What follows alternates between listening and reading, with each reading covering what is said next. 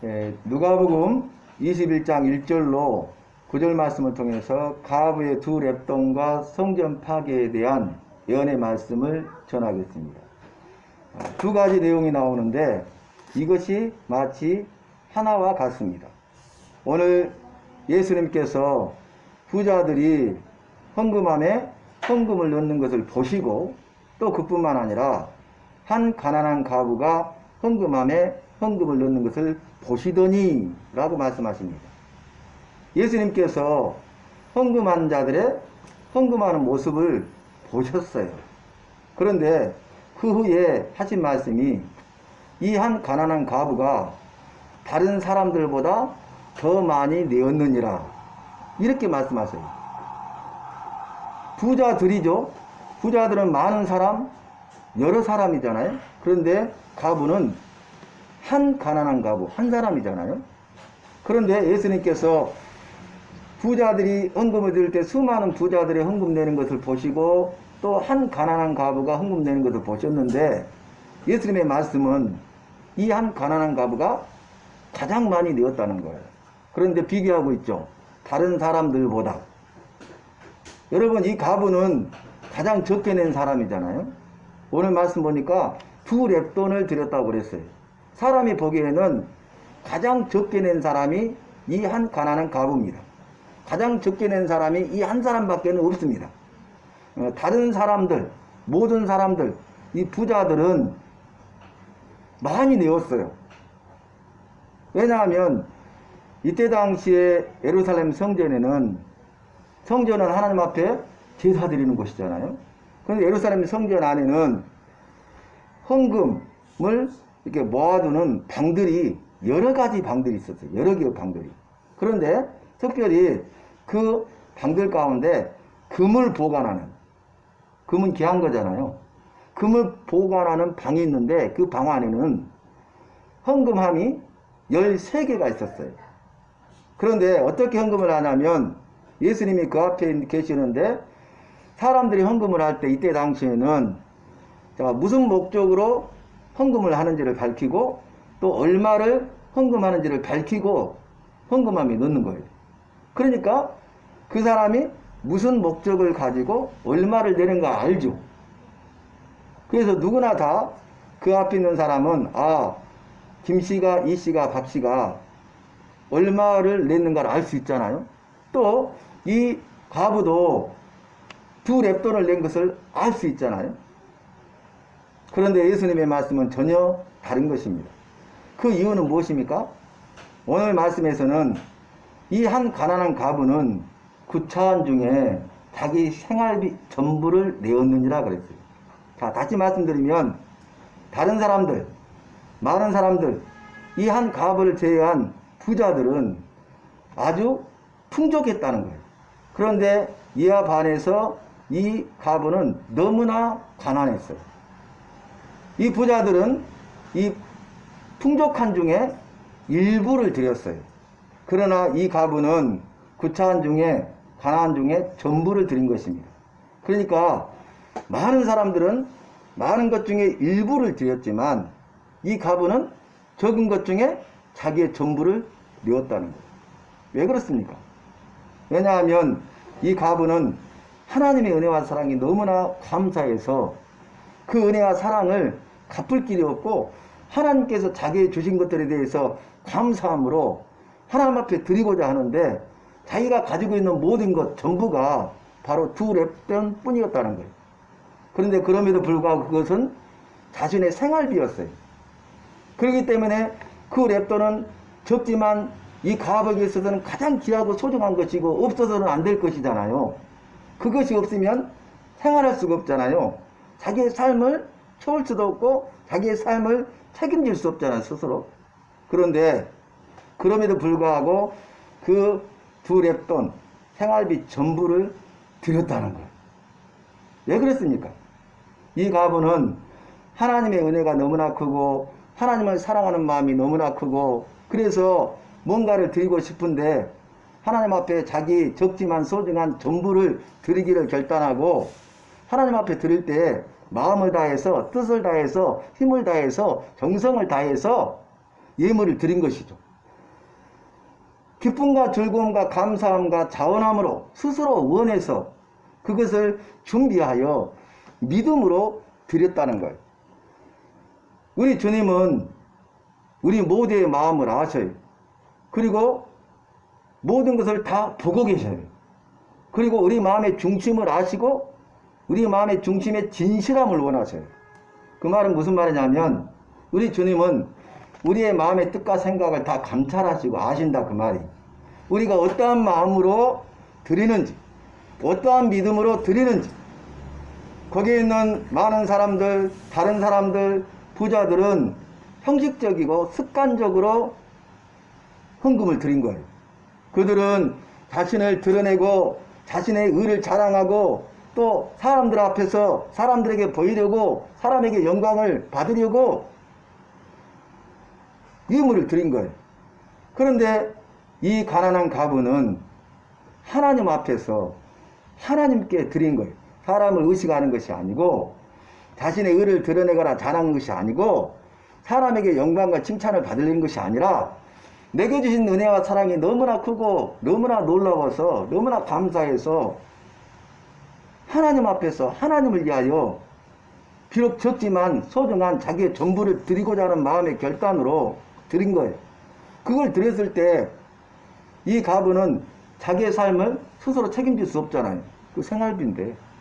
여러분 이 두 냅돈은 얼마나 적냐면 하나의 냅돈은 이 돈 화폐 단위에서 가장 적은 단위. 그리고 이것은 그때 당시 일일 노동자의 품삯을 64분의 1이에요. 그러니까 10만원 받는다. 일당. 그럼 64분의 1이라니까. 근데 두 랩돈 드렸어요. 그러니까 32분의 1 정도의 가치밖에 되지 않아요. 여러분, 우리 주님은 우리를 아시고 나를 아셔요. 그래서 내가 하나님이 주신 은혜와 사랑에 대해서 기뻐하고 즐거워하고 감사하고 감격해서 내가 주를 위해 살겠다고 내 자신을 드리겠다고 내게 있는 전부를 드리겠다고 결단하고 헌신하는 그것을 하나님이 기뻐 받으실 줄로 믿습니다. 물었어요. 가장 큰 계명이 무엇이니까? 라고 물으니까 첫째는 하나님을 사랑하라. 둘째는 이와 같으니 이웃을 내 몸과 같이 사랑하라 그랬잖아요. 우리 주님의 말씀이잖아요. 이것이 온 율법과 선지자의 강령, 핵심이라고 그랬어요. 그래서 하나님 사랑, 이웃 사랑이 핵심이에요. 그러니까 여기 한 단어로 말하면 사랑이죠. 근데 첫째는 하나님을 사랑하고 둘째는 이웃을 사랑하라고 말씀하셨잖아요. 근데 하나님을 사랑할 때 너는 마음을 다하고 힘을 다하고 뜻을 다하고 목숨을 다하여 주 너의 하나님을 사랑하라고 그랬어요. 우리가 마음을 다해서 뜻을 다해서 힘을 다해서 목숨을 다해서 하나님을 사랑해야 된다는 거예요. 그래야 일부가 아니라 전부를 드릴 수 있다는 것입니다. 만약에 우리가 하나님을 사랑하지 않는다면 나의 전부를 드릴 수가 없어요. 아니 일부도 드릴 수가 없는 거예요. 일부도 아까워서. 그래서 너희가 하나님 앞에 드릴 때 인색함이나 억지로 하지 말라 그랬잖아요. 왜요? 대다수의 많은 사람들이 인색함으로 억지로 하는 거예요. 그러나 이 과부는 그렇게 하지 않았기 때문에 그 마음의 중심을 아시고 보시고 진실함을 아시는 그 예수님께서 이 가난한 과부를 칭찬하고 있는 것입니다. 여러분, 이 한 가난한 과부를 칭찬하시는 것은 거기에 있는 다른 사람들을 책망하시는 말씀이에요. 너희는 이와 같이 하지 않았다는 거예요. 하나님께서 은혜와 복을 주셔서 풍족하게 하였건만 그것이 네 것인 걸로 착각하고 너는 기뻐하거나 즐거워하거나 감사하지도 아니하고 너의 의고 너의 공로인 것처럼 네가 힘이 있어서 능력이 있어서 지혜가 있어서 네가 열심히 일해서 그것이 주어진 것처럼 착각하고 이것이 네 것이라고 착각하고 네가 주인이 되어서 그냥 드려야 되니까 어쩔 수 없이 일부를 드렸다는 거예요. 그런데 그것도 인색함이나 억지로 드렸다. 우리가 행하는 믿음의 삶을 하나님은 다 알고 보고 계십니다. 그래서 우리가 비록 죄인이고 죄성이 있고 연약해서 넘어진다 할지라도 우리가 하나님을 의지하고 하나님의 도우심을 구하고 하나님 앞에서 말씀에 따라 믿음으로 살고자 하고 몸부림을 치고 그 말씀을 가지고 약속의 말씀을 붙잡고 기도할 때에 하나님은 나의 중심을 보시고 기뻐하시고 칭찬해 주실 줄로 믿습니다. 인정받을 줄로 믿습니다. 칭찬과 복을 받을 줄로 믿습니다. 그러면 내 삶을 하나님이 책임져 주는 거예요. 가부는 이 두 랩돈을 드리기 전에 자기에게 남은 생활비 전부가 두 랩돈이었습니다. 아주 작은 것입니다. 자기의 삶을 스스로 책임질 수 없었습니다. 이 두 랩돈이 그의 삶을 계속적으로 책임져 주거나 보장해 줄 수 있는 것이 아닙니다. 그게 전부입니다. 그게 마지막입니다. 그게 끝나면 끝입니다. 그런데 그걸 드리면 하나님이 책임져 주신다는 거예요. 나도 내 삶을 어떻게 할 수 없고 내가 내 삶을 책임질 수 없는데 내 삶을 인도하시고 내 삶을 책임지시는 분이 있는데 그분이 바로 내가 믿는 하나님이시고 그 하나님이 바로 나의 아버지라는 사실입니다.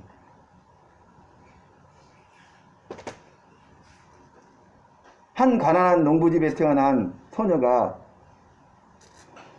중학교를 졸업하고 가정 형편이 너무나 힘들고 어려워서 더 이상 학업을 하지 못하고 입 하나 던다는 식으로, 무슨 말인지 아신가요? 그때는 먹을 것이 부족하니까 배식구잖아요. 먹을 게 부족한 거예요. 그러니까 입 하나 던다고 먹는 사람 한 사람을 줄인다고. 그래서 서울에 있는 부잣집에 식모로 갔어요. 중학교 졸업하고. 식모살이라는데 이 식모살이가 얼마나 어렵고 힘들습니까? 그때 당시에는 더 살기 어려운 시대잖아요. 먹여주고 재워주기만 하고 금년은 너무 뒷골이만 하잖아요. 그리고 모든 일을 다 해야 되잖아요. 어린 나이에. 멀리 떨어져서 부모와 가족을 떠나서 타향해서 그 어렵고 힘든 일을 하는 거예요. 그런데 감사하게도 이 어린 소녀가 시골에서 교회를 다녔는데 그 믿음을 버리지 아니하고 열심히 일하고 주인에게 인정받아서 주인에게 부탁해서 주일 때는 가서 주일을 지키고 예배를 드릴 수 있게 허락을 받은 거예요. 그래서 열심히 믿음 생활합니다. 그런데 어느 날 이 소녀가 다니는 교회가 교회 건축을 하다가 교회 건축이 중단됐어요. 물질이 없어서. 그러니까 이제는 얼마가 지나지 않으니까 업자들이 와가지고 막 임금을 달라고 행패를 부리면서 예배를 방해하는 것을 봤어요. 이 소녀가 너무나 마음이 아파가지고 그 다음 주일날 자기가 못 먹고 못 입고 그렇게 애를 쓰고 수고해서 모은 돈, 5년 동안 모은 돈을, 저축한 돈을 찾아다가 건축 헌금으로 드리는 거예요. 그 목사님이 이 돈은 받을 수 없다. 이 돈이 어떤 돈인데 네가 그렇게 애를 쓰고 수고해서 피땀 흘려 번 돈인데, 그런데 이 예물을 드리면 하나님이 나를 책임져 줄 줄로 믿습니다. 아니 이 돈으로 더 모아서 네가 나중에 시집이라도 가야 될 것 아니냐? 그렇게 되지 않아도 저는 괜찮습니다. 하나님께 드릴 수 있음에 감사합니다 하고 드리는 거예요. 그런데 그 일로 인하여서 그 교회 성도님들이 마음에 감동을 받고 성도님들이 마음이 하나가 되고 힘을 내고 힘을 합쳐서 교회 건축하고 그래서 완공된 거예요. 그런데 더 놀라운 것은 그 교회 장로님이 그 모든 과정을 쭉 지켜보고 있었는데 그 장로님이 큰 기업의 사장님이에요. 그 장로님이 그 소녀를 자기 며느리를 삼습니다. 여러분, 하나님은 살아계셔요. 오래전에 있었던 일이지만 하나님은 이 성경 말씀이 기록될 때에도 오래전에도 지금 이 시간에도 우리와 함께 하시고 살아 역사하시는 전능하신 능력이 많으시고 기적을 행하시는 하나님이신 줄로 믿습니다. 세상이 만들어지기 이전부터 영원전부터 영원까지 이 모든 것을 역사하시는 분인 줄로 믿습니다. 그때나 지금이나 동일하신 줄로 믿습니다. 오늘 이 예물에 관한 말씀을 하니까 두 번째 어떤 말씀이 나오냐, 어떤 사람들이 와가지고 이 예루살렘 성전에 대해서 자랑하는 거예요. 예루살렘 성전. 이 성전은 아름다운 돌과 헌물로 만들어진 것인데 너무나 아름다운 성전이 아닙니까? 라고 자랑하는 거예요. 그 말은 뭐냐면은 예수님이 헌금에 대한 말씀을 하시니까 그 말씀을 인정하고 받아들이는 것이 아니라 반문하는 것이죠. 예수요, 이렇게 아름답고 이렇게 큰 성전이 어떻게 만들어졌는지 아십니까? 부자들이 헌금과 헌물을 많이 내서 지은 것이에요. 라고 말한 것이죠. 부자들이 헌금하지 않으면 어떻게 이 성전을 지을 수 있단 말입니까? 이렇게 말하는 것이죠. 그런데 이 성전은 제3성전이에요. 성경 말씀 보면 솔로몬 왕 때에 성전을 지었죠. 첫 번째 성전이죠. 그래서 하나님의 영광이 그 성전에 가득했어요. 그리고 이제 북이스라엘과 남유다가 해결치 않고 끝까지 죄를 범하니까 아스를 통해서 북이스라엘이 망하고 남유다를 통해서 바벨론을 통해서 남유다가 망하고 바벨론 포로로 끌려가서 70년 동안 포로하고 다시 돌아와서 무너진 성벽과 성전을 재건하라는 하나님의 말씀에 순종하여 지은 성전이 스룹바벨 성전이에요. 두 번째 성전. 무너진 자리에. 그런데 이 스룹바벨 성전도 무너져버려요. 그들의 죄로 말미암아. 그러니까 오늘 말씀이 기록된 당대에 이 유대 나라는 로마의 식민 통치를 받게 되는데 분봉왕이 한 지역의 왕으로 세움을 받은 거죠. 분봉왕 헤롯이 성전을 지었어. 그 성전이 오늘 나오는 세 번째 성전이 세 번째 성전. 그런데 어떻게 지었냐면 아름다운 돌, 큰 돌, 베리스 같은 거죠. 돌로 세우는데 그 돌과 돌 사이에 금을 끼워가지고 세웠어요. 금을 넣어가지고. 화려하죠. 아름답죠. 그걸 자랑하는 거예요. 그러니까 우리 주님이 바로 뭐라고 하시냐면 돌 위에 돌 하나도 남지 아니하고 무너뜨려지리라 그랬어요. 무너뜨려진다는 다른 사람에 의해서 무너진다 그 말이에요. 그래서 이 말씀이 이루어져서 이제 예루살렘 성전이 완전히 무너져 버립니다. 돌 위에 돌 하나도 남지 아니하고 완전히 폐허가 됩니다. 하나님의 말씀은 그대로 이루어지는 거예요. 이들은 어떤 자들이었습니까? 이들은 물질주의로 살고 황금 만능주의로 살며 물질의 노예가 되고 돈이면 다인 것처럼 생각하는 자들이었어요. 이들이야말로 믿지 않는 이방인이나 물질을 추구하는 우상 숭배자들과 전혀 다를 바 없는 자들이었어요. 이들은 명목상에 하나님을 믿는 하나님의 백성이었지 실제로는 하나님을 믿는 자들이 아니었다 그 말입니다. 오늘날도 교회 안에 명목상의 그리스도인, 무늬만 그리스도인, 알곡이 되어야 되는데 가라지가 되면 어떻게 되겠습니까? 호박을 수박같이 이렇게 동그랗고 큰 것을 가져다가 거기다가 이렇게 매직으로 줄무늬를 그렸어요. 그러면 수박이잖아요. 영락없이 수박이. 그런데 그건 수박이 아니라 뭡니까? 호박이죠. 잘 나오놓고 보면. 호박이 수박이 될 수는 없잖아요. 무늬만 수박일 뿐이죠. 겉모양만 그럴듯할 뿐이죠. 아무리 크고 아름다운 성전이라 할지라도 하나님이 계시지 아니하면 그들이 하나님을 믿는다면서도 하나님을 믿고 의지하는 것보다 이 물질을 절대시하고 물질을 의지하는 우상 숭배자와 이방인들 믿지 않는 자들과 전혀 다를 바 없는 삶을 산다면 너희들이 이렇게 자랑하는 것이 한순간에 무너져 버릴 것을 경고하시는 하나님의 말씀인 거예요. 이들은 물질을 하나님보다 더 절대시하고 의리함으로 말미암아서 하나님의 진노의 심판을 피할 수 없게 된 거예요. 그래서 결국 어떻게 됩니까? 하나님의 진노의 심판을 통해서 예루살렘 성전이 완전히 해파되고 돌 위에 돌 하나도 남지 아니하고 무너져서 나라는 망하게 되고 이들은 세계 곳곳에 뿔뿔이 흩어져서 흩어진 자들로 비참한 삶을 살게 되었어요. 나라 잃은 서름을 겪으면서 그 뿔뿔이 자기들이 이주해 간 그곳에서 천대받고 소외받고 아주 비참한 삶을 살고 예수님을 십자가에 못 박혀 이 죄를 우리 자손에게 돌리소서 했던 그 어리석음처럼 그 저주 가운데 고통받는 삶을 살게 된 것입니다. 그리고 나서 오늘 마지막 말씀이 뭐냐면 말세의 징조에 대해서 물어보니까 말세에는 미혹을 받지 않도록 주의하라 그랬어요. 근데 첫 번째 미혹이 무엇입니까? 그때는 그가 나로다. 구원자가 바로 나도다. 이렇게 말하면서 너희를 미혹하게 될 것이나 그들을 따르지 말라고 그랬어요. 실제적으로 이 말씀이 이루어지는데 예수님이 예루살렘 성전이 완전히 무너질 거를 예언했잖아요. 근데 예루살렘 성전이 무너질 때 무너지기 직전과 직후에 거짓 구원자 그리스도들이 많이 나타났어요. 그래서 내가 구원자라는 거예요. 그리고 지금 이 시대도 마찬가지죠. 내가 재림주다, 내가 구원자라는 어리석은 자들이 많죠. 우리를 미혹하죠. 우리나라에만 재림 예수라고 말하는 사람이 150명이 넘는다니까요.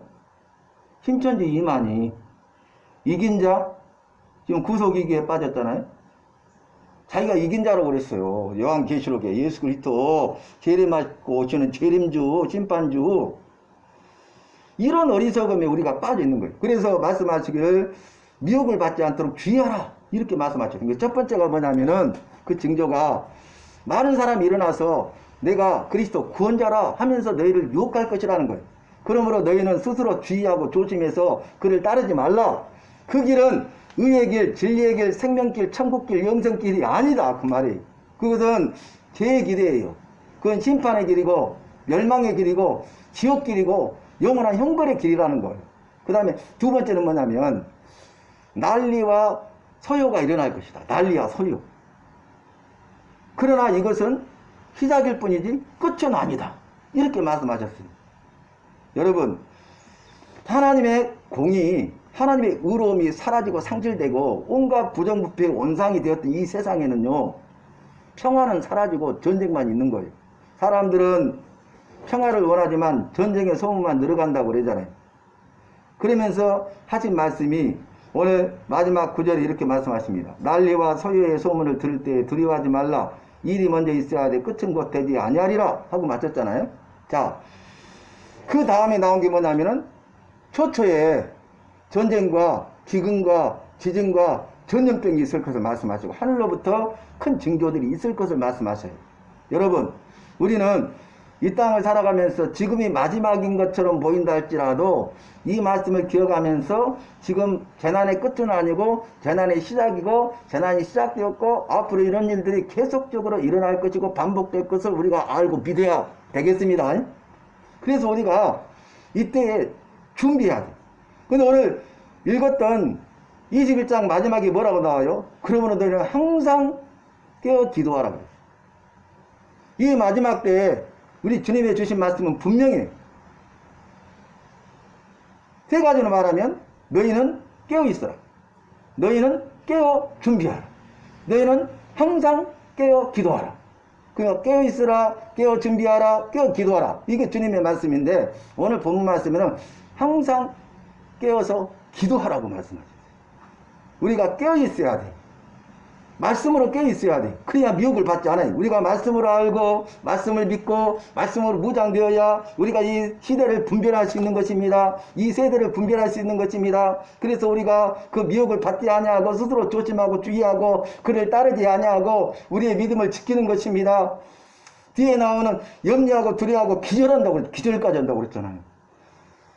우리가 이런 일이 있다 할지라도 염려하지 않는다 그 말이 말씀을 알고 있으면 두려워하지 않고 기절하지 않는다 그 말이. 그러나 주님과 주님의 말씀이 없는 자들은 염려하게 되고 두려워하게 되고 기절하게 되고 죽게 될 것이다 그 말이에요.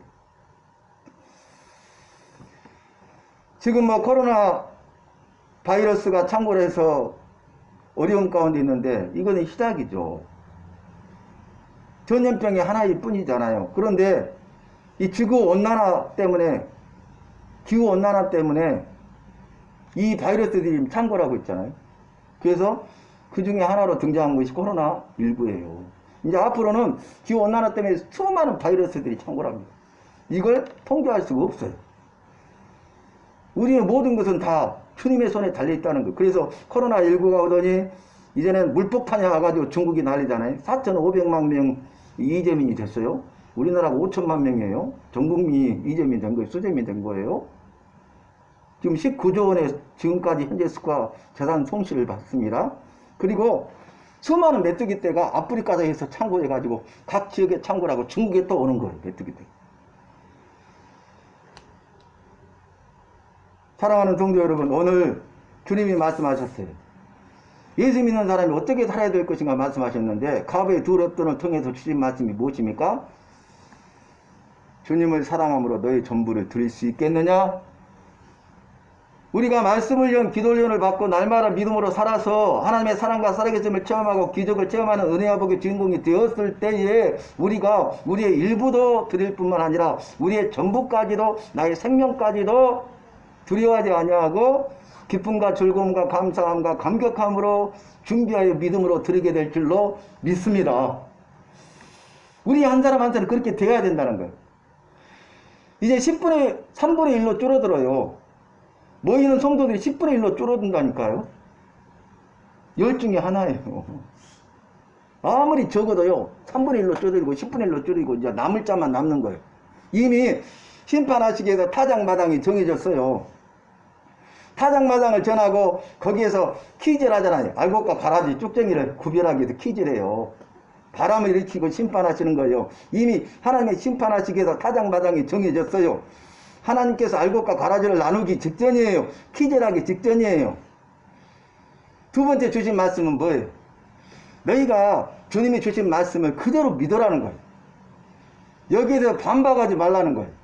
그리고 이제 말세가 있는데 내가 이런 믿음의 삶을 살아야 너희 일부뿐만 아니라 전부까지 드릴 수 있어야 이 말세의 미혹에 빠지지 아니하고 제 유혹에 빠지지 아니하고 싸워 이길 수 있고 네 믿음을 지킬 수 있고 승리할 수 있고 네가 살 수 있고 네가 살아야 너를 통해서 비록 소수할지라도 가정과 자녀와 생업에 있는 자들을 살리고 이웃과 친지를 살리고 나라와 민족을 살리고 온 땅 가운데 있는 하나님의 택하신 자들을 구원하여 살릴 수가 있다는 것입니다. 이런 일에 예비하고 준비하여 쓰임받는 우리 주님이 세우신 교회가 되어야 하겠습니다. 주님이 세우신 교회 성도들이 되어야 하겠습니다. 바로 내가 되시기를 예수님의 이름으로 축원합니다. 하나님, 주님의 은혜와 사랑을 감사합니다. 전부를 드릴 수 있는, 생명까지도 드릴 수 있는 내가 되도록 말씀을 연 기도 훈련을 잘 받게 하시고 하나님 주님의 제자로 헌신하여 쓰임받는 우리 모두가 되게 하여 주시고 주의 말씀으로 이 시대를 분별하게 하시고 주의 뜻을 깨닫고 그 뜻을 이루고 행할 수 있는 믿음의 믿음을 더하여 주시옵소서. 이 마지막 말세 때에 우리가 깨어있게 하시고 깨어 준비하게 하시고 깨어 기도하게 하여 주시옵소서. 예수님의 이름으로 기도하옵나이다. 아멘.